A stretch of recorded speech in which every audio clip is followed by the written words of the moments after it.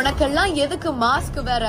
செய்யற வேலையெல்லாம் செஞ்சுட்டு மூஞ்ச மூடுறத பாரு. அவர் ஒரு சாவி கொத்து மாதிரி ஒரு மாஸ்டர் கீ கொத்து மாதிரி வச்சிருக்காரு.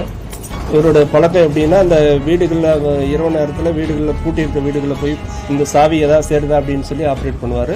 இந்த ரம்பத்தை யூஸ் பண்ணி அதுக்கு சில மாற்றங்களை செஞ்சு தேய்ச்சி அதை உள்ளே விட்டு பார்க்கும்போது அந்த வீடு கதவு திறந்துச்சுன்னா இமீடியட்டாக அதை அட்டன் பண்ணி நகைகளை கொள்ளையடிக்கிறது வழக்கமாக வச்சுட்டு இருக்காரு. போலீசாரிடம் வசமாக சிக்கிய நம்பர் 1 களவாணி, சிக்கிய பின் போட்ட போலி நாடகம். முதல்ல நம்மளுக்கு கிடைச்ச குழு என்னன்னு பாத்தீங்கன்னா, வீடு உடைச்சி எந்த நகையும் கொள்ளையடிக்கப்படலை. அது ஒரு சாவி போட்டு திறந்த மாதிரி இருந்தது.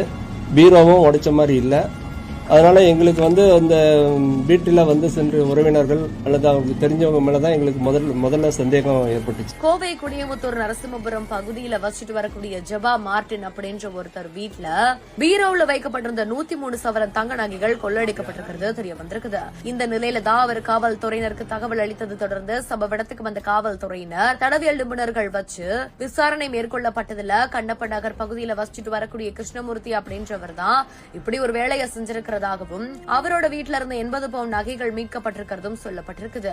அது மட்டும் இல்லாம இவரை கைது செஞ்சு அழைச்சிட்டு வரும்பொழுது பாத்தீங்கன்னா இவர் மூஞ்சு முழுக்க மாஸ்க போட்டுட்டு ஏதோ நல்லவ மாதிரி நடந்துட்டு வராரு. இது குறித்தான வீடியோ காட்சிகள் இப்போ இணையதள வெளியாகி அதிர்ச்சியை கிளப்பி